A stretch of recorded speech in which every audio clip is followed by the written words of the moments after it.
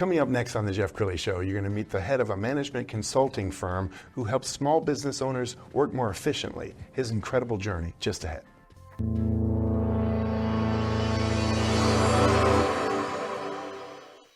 Many are predicting that the worst is yet to come, which is unfortunate, said one person here.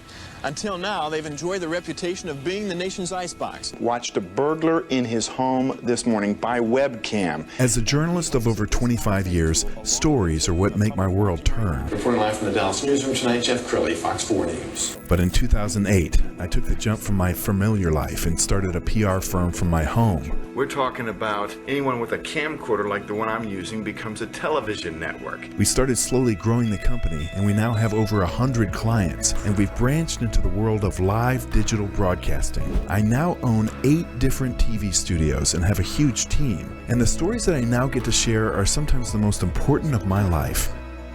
Life has a funny way of coming around full circle. This is the Jeff Crilley Show. So there's an old saying, don't work in the business, work on your business. And so many small to mid-sized business owners are still trapped in their business. They're doing everything, and they're burning the candle at both ends and in the middle. And every once in a while, they need to bring in a consultant like my next guest, George Mayfield. He's a returning guest. He's with Frameworks Consortium. Thanks for coming on the show. Thank you for having me again, Jeff. It's always great to be in your studio, and you and your staff are always just absolutely amazing. Thank you. Well, you're very kind. I want to hear how your journey began. When you graduated from college, what did you graduate with? I go a little bit further back, actually. So I'm actually a veteran of the U.S. Navy. So I grew up in a small town. I love my father. We have a really great relationship. But when I was younger, I was always kind of held back because we worked a lot. My dad was an entrepreneur. A lot of people in my family were entrepreneurs.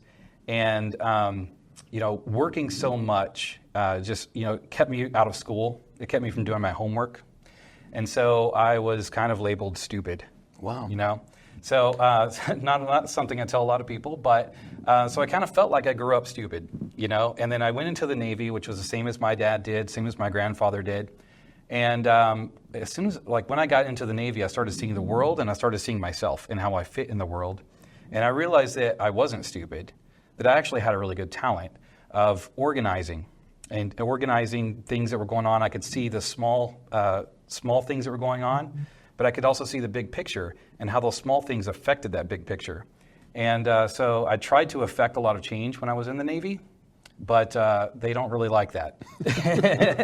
Not as an enlisted anyway. So I got out, I went to college, and I ended up getting a business degree, got my MBA. And thank you.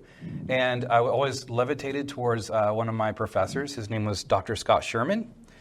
He was, I believe he was the youngest CEO of Tribune at the time. That was one of his stories. And whenever he left, he became a consultant. And all of the stories that he told about helping businesses, I loved. I never wanted to do the same thing twice, in 2 days in a row. And being a consultant, helping companies and leaving the world a better place just led me to get into project management. And then it led me to working for small and medium-sized companies, which led me to be a consultant for small and mid-sized companies. Wow, that's fascinating. Tell me one of your favorite success stories. Well, one of my favorite success stories was last year we were working with a company that actually sells clay shooting supplies. Okay. And have you ever been into a store like that? No. Oh my gosh. I haven't either. I'm not a clay shooter, but these guys, they sold ammo for people that have guns that are tens of thousands of dollars. Oh, wow. We're talking scrolled wood, pretty brass. They don't go to Academy to get shotguns, shells to put in these guns, right? Got it. So they sell clay shooting supplies to other, aficionados of clay shooting. And so, of course, being around that, being in that environment was a lot of fun. Being a sports company, in a way, was a lot of fun. Being from Texas and working with a clay shooting company was a lot of fun. But also, it was really fun to implement an ERP system for them. So this was a father and a son who they loved clay shooting together. It was their pastime. They would spend, going out and clay shooting together. And so they started a company because they were very particular about what they were putting into their gun. And then so they started to sell that to other people, and then that created a business. So whenever I started working with them, it was their CPA had referred us in. They were basically just running everything off of spreadsheets. Multiple spreadsheets. They're ordering ammo from other countries. Wow. And so trying to track, what have we ordered already? What's on the water? What's in our warehouse? What's been ordered? Yes. Multiple spreadsheets. And which one's the most up-to-date spreadsheet? And all of Right. that stuff. So they had a lot of issues with inventory control, order tracking, over-ordering, under-ordering. So putting this ERP system in place allowed them to have a system that tracked all of these things, automated a lot of things as well. And then so what we did is we brought in an ERP company, but we also helped them to establish documented processes for everything that they needed to do around this ERP system. And so we could train their sales team, their future people, and also have a documented handbook that they could keep growing as their company grew. Wow. No, that's a great story, and it illustrates how sometimes you've been doing it this way forever, and you say that's the way it's always been done, but then a guy like you comes in and says, well, there's this new thing called a computer. So, there's a lot of change management that goes into play as well. There's a lot of psychology because there is a lot of well, I'm not used to doing it this way. And one of the people that was at the company was, very headset on using one monitor. And who uses only one monitor these days, right? So, being able to look at two screens so you can look at the spreadsheets and look at this, or look at your ordering system and look at your ERP system. There's a lot of little nuances like that you really have to go through when you're affecting change. Outstanding. And it seems like you're in the paper all the time, because as I was preparing for the show, I just saw all these headlines. Let's go ahead and pull up a few of these. The first one is Voyage Dallas. The second one is Shout Out DFW. And the third one is Canvas Rebel. George, I love it that you're a good marketer, and as a head of a marketing company, I like it that you're out there telling your story. What's your ideal client look like? Yeah, so the ideal client is a business who is trying to grow, right? So my ideal avatar is that business owner who started a business because they thought it would be fun. They're an adventurer. Right? They didn't want to work for somebody else. They didn't want to have a 9-to-5 job. They wanted to create something themselves, and they thought it would be fun. And it was fun for a lot of years.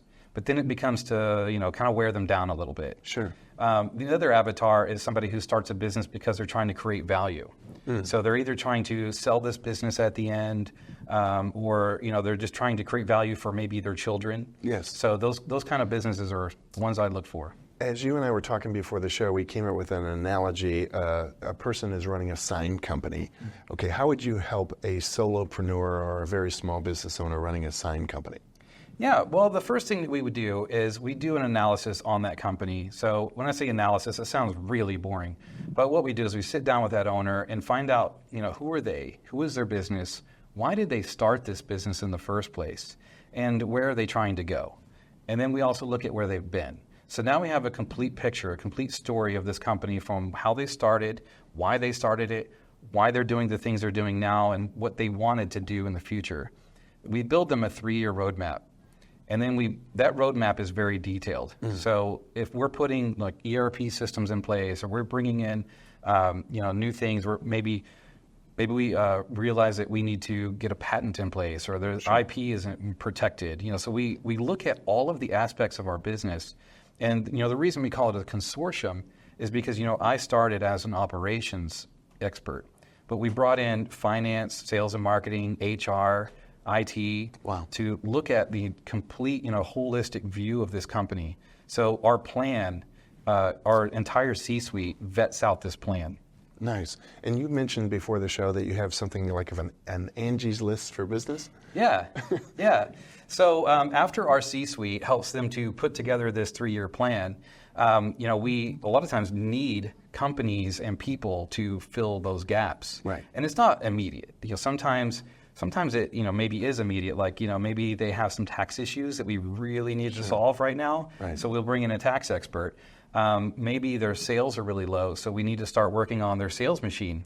Maybe there's some things in their finances that we found that we can actually help them to have more profit by getting rid of some things. So sometimes there's things that need to happen now, And then, maybe in the next couple of months or the next couple of years, we put in these other things. Yes. So the first people that we turn to when we need those tools is our Frameworks providers. Wow, outstanding. Also want to brag about your blog page because you're a prolific writer. We're going to pull up your blog page, and as we scroll down the blog, talk about the types of topics that you like to get into. I really love to talk about strategic growth. As you can see here, there's a 4-part series. Looking at growth isn't a very simple topic. There's many things that go into a plan, sure. Which is, again, why we have such a holistic view on growing companies. It's just very needed. There's a lot of people that, that growth seems scary to them.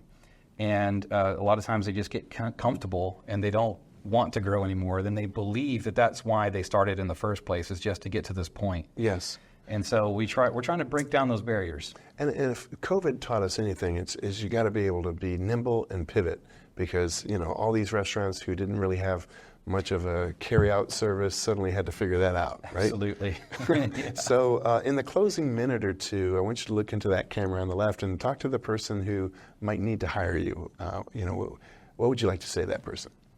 So what I would like to say is that companies shouldn't be afraid of growth, and they shouldn't be afraid of trying new things. And we're all in a very difficult situation right now with the economy being what it is. We're still recovering from COVID, but there's who knows what's on the horizon, right? But if we have a plan, then you know how to act it out.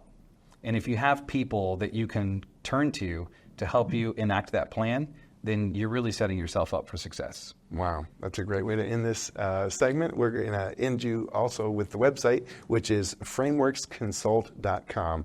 The great George Mayfield. Thanks for coming on the show. Thank you, Jeff. You bet. That's it for now. We'll see you next time.